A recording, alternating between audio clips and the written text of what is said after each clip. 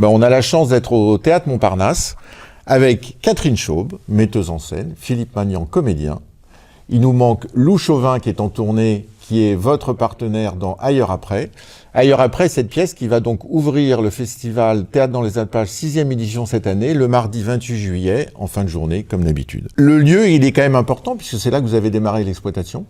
Donc la question que je voulais poser pour commencer à Catherine, c'est ce projet, comment il a démarré et comment vous vous retrouvez au Théâtre Montparnasse, je ne sais pas combien de temps après, entre le moment où un certain Arnaud Bédouet, qui est l'auteur de la pièce, vous a attendu timidement, d'après ce que j'ai compris, avec un manuscrit dans la main. Il m'attend timidement avec un manuscrit dans la main au Théâtre du Rond-Point à la sortie de mon spectacle Le Village des Sourds. Et au bout de 3 minutes de discussion, je me rends compte que je me dis « Oh, ça va être trop bien ce texte ». Et je lis et j'aime beaucoup l'univers. Et ensuite, on s'est battu à peu près 1 an et demi avant la première. Donc on arrive ici. Entre le moment où le jeune Arnaud Bédouet timidement vous a abordé et le moment où ça a démarré, c'est plutôt rapide, 18 mois quand même, sur l'échelle temps du théâtre aujourd'hui. C'est pas si mal que ça. C'est, disons, en tout cas pour des gens impatients que nous sommes, c'est long. Ouais. Et puis c'est surtout en montagne russe, parce qu'on a eu des oui, des non, des tels mois. Donc ça, oui, c'est la vie d'une production, mais oui, c'est quand même long, 18 mois. Alors comment Lou, d'après ce que j'ai compris, c'est d'abord Lou qui est arrivé dans le projet, puis Philippe, comment l'une et l'autre sont arrivés dans le projet? Moi, je cherchais à créer un duo, donc je cherchais 2 énergies différentes, 2 personnalités.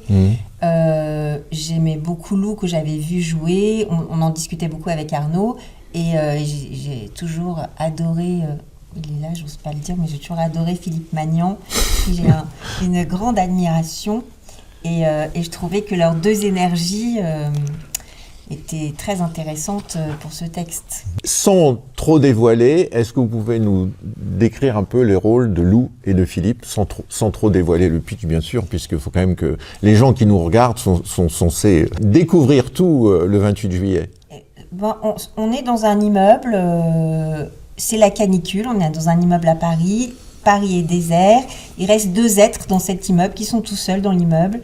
Et lui, c'est un ancien prof de philo qui regarde le monde avec une certaine fatigue ironique, on va dire. Et elle vient de se séparer de son amoureux et elle est traversée par tout ce qui caractérise la jeunesse, c'est-à-dire l'élan, le désordre, le désir, la colère. Et elle frappe chez lui pour lui proposer de partir en vacances avec elle.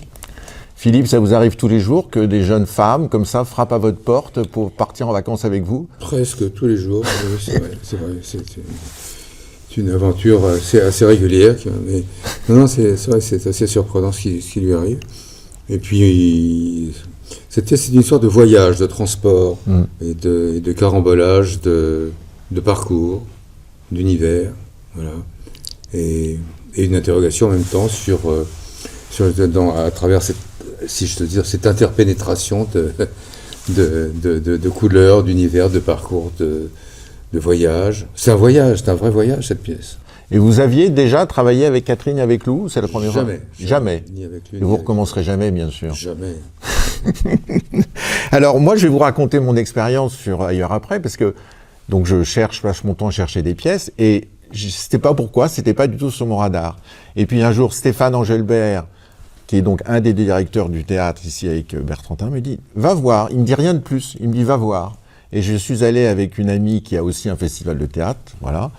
Et puis, au bout d'un quart d'heure, on se dit « Mais c'est bien ce truc, mais c'est bien ce truc ». Et à la sortie, on se dit « Tu le prendrais ?» Mais je dis « Ouais, grave, on le prend. » On a été charmés tous les deux par l'univers. Et surtout, ce qui est extraordinaire dans cette pièce, c'est que ça démarre très vite. C'est-à-dire que la rencontre, il y a des étincelles tout de suite entre vous et Lou, et c'est parti. Vous avez raison, effectivement, de parler d'étincelles. Voilà. Il y a quelque chose qui pétille d'emblée. D'une façon différente chez l'un et chez l'autre, mais ça pétille. Et ce qui est étonnant dans votre personnage, c'est qu'effectivement, malgré, entre guillemets, le personnage que vous incarnez, qui est un vieux monsieur, effectivement, un peu revenu de la vie, on sent que ça boue à l'intérieur de ce monsieur. Ça boue et ça mijote depuis un certain temps. Voilà. C'est vrai qu'il y a des choses qui mijotent et qui vont éclater, effectivement, qui vont être à point. Voilà, on va se retrouver ça à voyager, encore une fois. C'est vrai, ce terme de voyage est intéressant. D'ailleurs, quand on démarre les représentations avec Lou, on se dit on part en voyage. On y va. Tout à fait. Mais nous aussi, en tant que spectateurs, on part en voyage.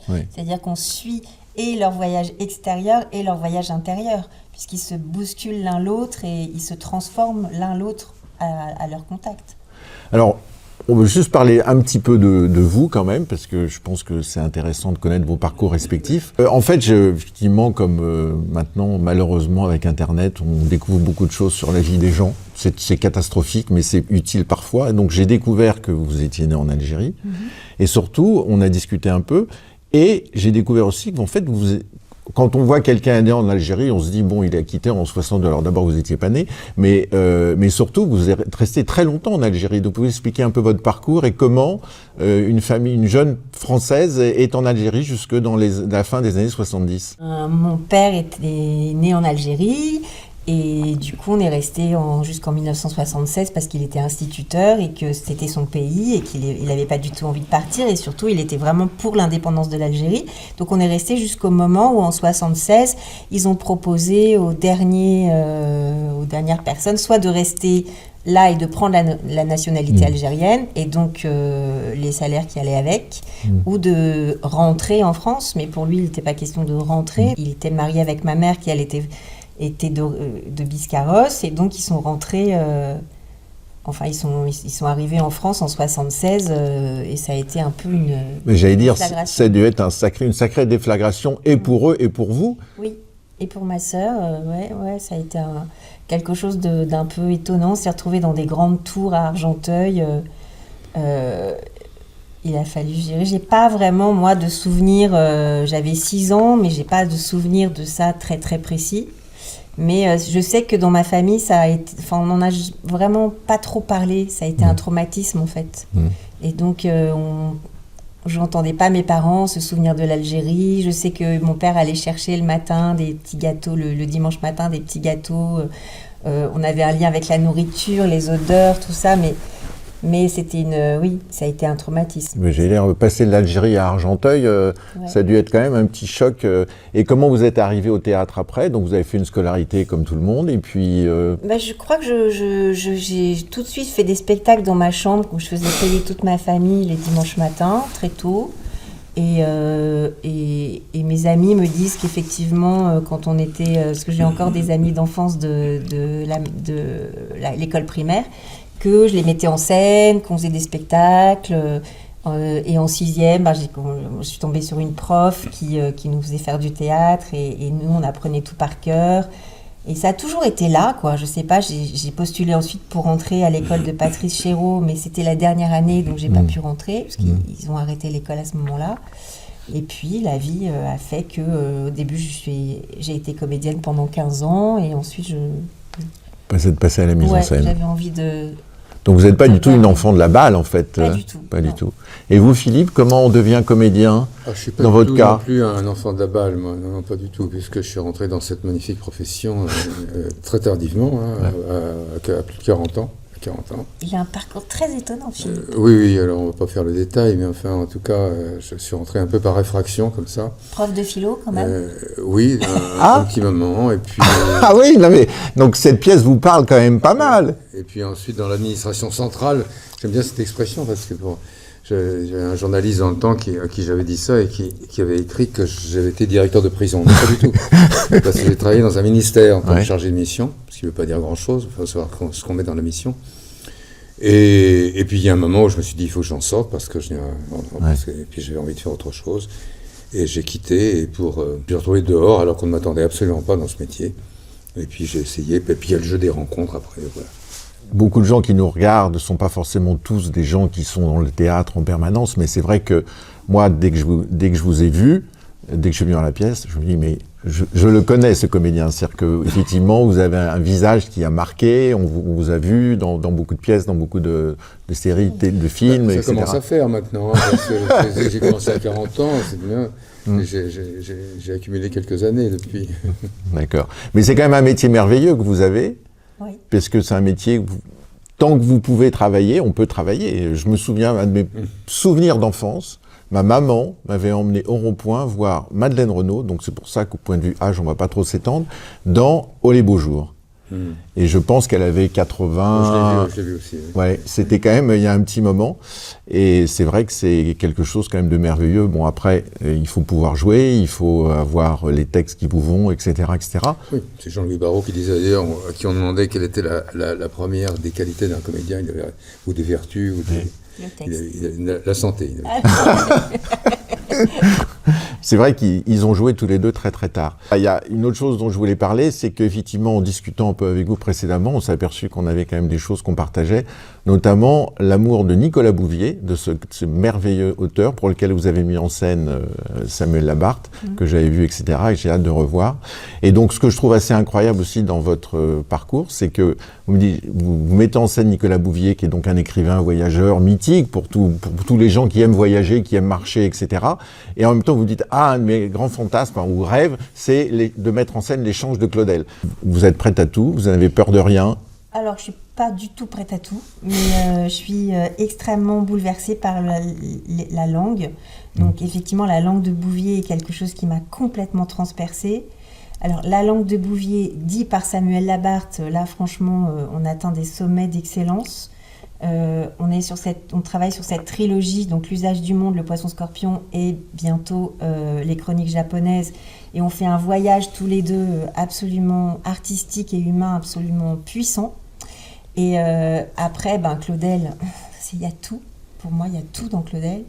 Mais Léonore Confino, avec qui je chemine depuis 7 ans, qui je trouve est une autrice contemporaine très brillante, avec un regard sur la société très acéré et une langue magnifique. Arnaud Bédouet et son univers, et Jean-Benoît Patricot, et Céline Delbecq, et Solène Denis, et Penda Diouf. Enfin voilà, il y a des auteurs vivants. Ça, c'est vraiment mon combat depuis des années, d'accompagner ces écritures qu'il faut mettre en valeur, qu'il faut défendre et qu'il faut monter sur les plateaux parce que moi, c'est ça qui me tient, c'est ça qui fait que je me lève le matin, c'est ça qui fait que j'ai envie de me battre. Mais la langue, c'est vrai, sur Claudel, et puis après, je vais vous laisser parler Philippe, parce que j'aimerais bien savoir quel est votre rêve de rôle que vous n'avez pas interprété et que vous aimeriez interpréter. Alors, vous avez 2 secondes pour y réfléchir. Nageoire, c'est ça. Oui, Nageoire.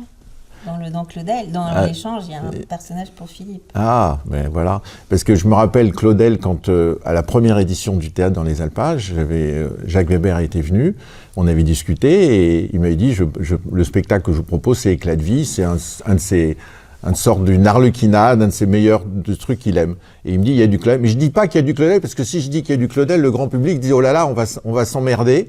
Et en fait, c'est passé crème, comme on dit, et c'était merveilleux, et on a passé un moment merveilleux. Donc effectivement, le grand public, parfois, a un peu un sentiment de recul sur Claudel. Le nom fait peur, et alors qu'en fait, la langue est absolument merveilleuse. La langue est merveilleuse. Il ne faut pas avoir peur de Claudel, mais d'ailleurs, quand Éric Ruff le monte à la Comédie Française, c'est un succès. Hein. Ouais. Je ne sais pas qui a peur de Claudel, mais c'est une langue, une pensée et une écriture sublime. Philippe, votre rôle que vous aimeriez demain, un de vos rôles... Comme vous y allez demain, un rôle demain, non, je ne peux pas dire ça. Non, il y en a une foultitude de rôles que j'aimerais. Une foultitude. Il y en a qui m'échappent parce que le temps passe, les années passent, les années s'accumulent.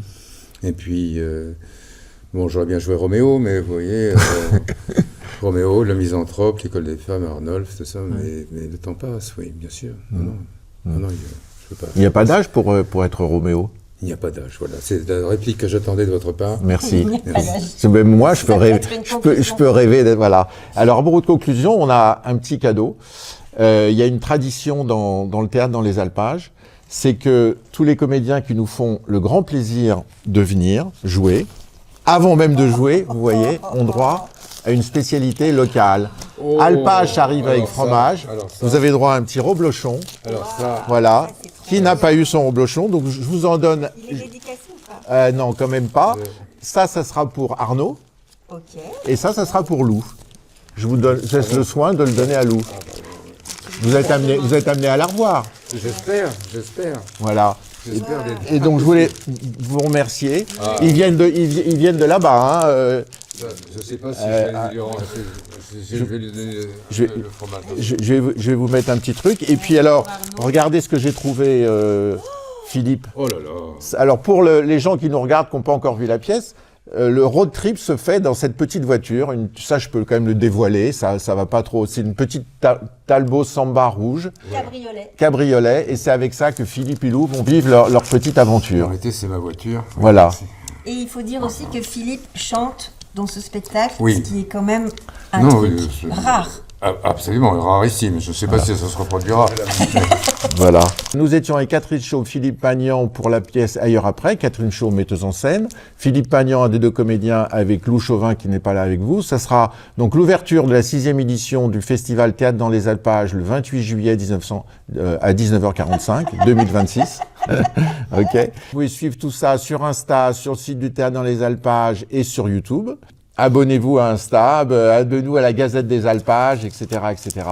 Je vous remercie beaucoup. Et puis, quand même, autre chose, très importante, tournée d'été. Et là, il faut que je prenne mes notes, parce que Ailleurs après va, après les Alpages, vous allez à Jarnac, je crois, le 31 juillet. Si vous pouvez pas venir aux Alpages, vous pouvez aller dans les Charentes, à Jarnac. Ensuite, vous allez jouer le 6 août à Prats-des-Moyaux, au festival Ailleurs après avec ma grande amie Valérie. Et s'appelle Ici et Maintenant à Prats-des-Moyaux dans les Pyrénées-Orientales, dans un fort Vauban. Ailleurs après. Ouais. C'est Ici et Maintenant. Ah ouais, Ici et Maintenant, faut pas se tromper. À Sarlat, le 3 août. Et si jamais vous pouvez pas venir les voir cet été, ni à Sarlat, ni à Jarnac, ni aux Alpages, ils sont à la Pépinière le vendredi et le samedi à 21h. Pour les Parisiens indécrottables qui ne sortent pas du périphérique. Voilà, je vous remercie beaucoup. Je remercie aussi l'équipe du théâtre. Je remercie Nathan, notre vidéaste. Et à très bientôt. Merci. Merci beaucoup. Bon, on fait comme on a pu. Merci Hein. pour le reblochon. La période de la tartiflette est un peu passée, mais quoi. C'est très bien ça, le reblochon du Hein printemps.